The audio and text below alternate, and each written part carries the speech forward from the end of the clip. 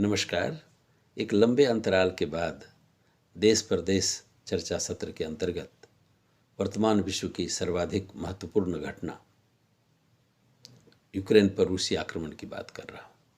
आज इस आक्रमण के 20 दिन से ज़्यादा बीत गए हैं। इस अवधि में न हम रूस के निर्णायक जीत और न यूक्रेन की निर्णायक हार की बात कर रहे हैं। हम बात कर रहे हैं कि युद्ध से कितना गंभीर नुकसान हो रहा है, कैसे यूक्रेनी जनता के लिए ये त्रासदी बन के आया है। यूक्रेनी जनता के अलावे जो वहाँ विदेशी फंसे हुए हैं, जिसमें भारतीय भी शामिल हैं, किस तरह इस त्रासदी को झेलने के लिए बाध्य हुए हैं। जहाँ तक युद्ध के कारणों की बात है, रूस के द्वारा और यूक्रेन के द्वारा इसके अपने समर्थन में तर्क दिए जाते रहे हैं। जहाँ रूस ने इसे अपने राष्ट्रीय सुरक्षा के लिए लड़े जाने वाली लड़ाई के रूप में देखा है, क्योंकि यूक्रेन को रूस ने बार बार आगाह किया था कि वह नाटो देशों के करीब न जाए। वह अमेरिका के इशारे पर, अमेरिका के सहयोग से यूक्रेन के सैन्यकरण से बचे। वहीं यूक्रेन इसे अपने राष्ट्रीय संप्रभुता को अक्षुण्ण रखने के नाम पर इस नाटो देशों के सहयोग को जायज़ ठहराने की कोशिश करता रहा। कारण कि अगर हम विवेचना करें तो ऐसा लगता है कि कोई भी देश अभी उस स्थिति में रूस है, अपने पड़ोस में, बिल्कुल ही अपने विरोधी ताकतों की मजबूती को नहीं बर्दाश्त कर सकेगा।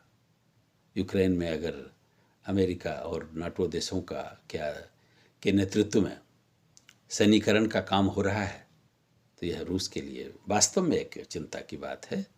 और इस चिंता को रूस ने अंत में एक युद्ध करके टालने का प्रयास किया है। उसी तरह यूक्रेन का भी ये दावा कि उसकी संप्रभुता अक्षुण्ण रहे, उसकी इंटीग्रिटी बनी रहे, यह बिल्कुल सही लगता है।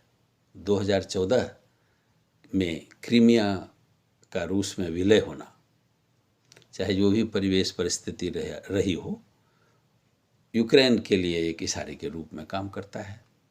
और कुछ जो घटनाएं हुई, ऐसा लगता है कि यूक्रेन की कुछ चिंताएं सर्वथा उचित हैं। जैसे डोनेस्क और लुहांस्क क्षेत्रों में जहां रूसी प्रभाव है, उसका रूस के द्वारा समर्थन किया जाना, और उस समर्थन के बाद अब उसको मान्यता देना, यह स्पष्ट रूप में बतलाता है कि यूक्रेन की सरकार, यूक्रेन की संप्रभुता के लिए वास्तव में यह एक चिंता की बात रही, इस तरह की रूसी कार्रवाई।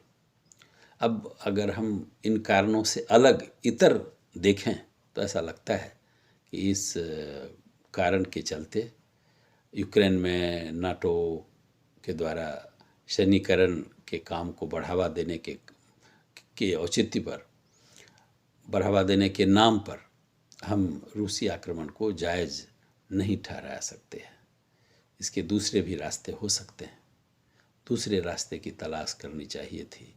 युद्ध को किसी भी स्थिति में टालने का प्रयास करना चाहिए था। संयुक्त राष्ट्र संघ बिल्कुल एक असहाय संस्था के रूप में दिख रही है, जिससे कि एक बड़ी उम्मीद होती है जब राष्ट्रों के बीच में विवाद हो, उनके हितों में टकराव हो, और वो टकराव युद्ध की स्थिति में जाने वाला हो, तो संयुक्त राष्ट्र संघ से पहल की बड़ी उम्मीद है, जो नहीं हो पा रही है। अगर हम अपने देश भारत की बात करें तो भारत से भी विश्व के शांति प्रिय देश आज भी उम्मीद रखते हैं। भारत की भूमिका, बड़ी भूमिका को वो तलाशते हैं, लेकिन भारत ने तटस्थता की नीति अपनाई। इस तटस्थता की जब बात हम करते हैं तो राष्ट्रकवि रामधारी सिंह दिनकर की वो पंक्तियाँ स्वाभाविक रूप से याद आती हैं कि जो तटस्थ रहेगा समय लिखेगा उसका भी अपराध। तटस्थ होकर के हम बच नहीं सकते, हम उसको अपनी कार्रवाई को जायज़ नहीं ठहरा सकते। हमको उसमें अपनी भूमिका तलाशनी चाहिए, भारत को अपनी भूमिका निभानी चाहिए। दोनों ही राष्ट्रों से बात करके युद्ध के समापन की ओर तुरंत उनको उन्मुख करना चाहिए। युद्ध एक एक दिन ही नहीं, एक एक घंटे के लिए एक त्रासदी है, तुरंत रुकना चाहिए। युद्ध की जब बात करते हैं तो द्वितीय विश्व युद्ध के बाद की एक रचना भी बिल्कुल स्वाभाविक ढंग से याद आती है कि जंग न होने पाए साथी, जंग न होने पाए, जिसने हिरोशिमा जैसे बसते शहर उजारे, पर्वत पर्वत वादी वादी मौत के झंडे गाड़े। युद्ध का कैसे समापन हो, यह फिजा, यह माहौल बनाना सबकी जवाबदेही है। सरकार, खास करके अपनी सरकार से इसमें बड़ी उम्मीद भी है। इस वीडियो में इतना ही। अगर ये आपको ठीक लगा तो इस पर आप टिप्पणी करें। धन्यवाद।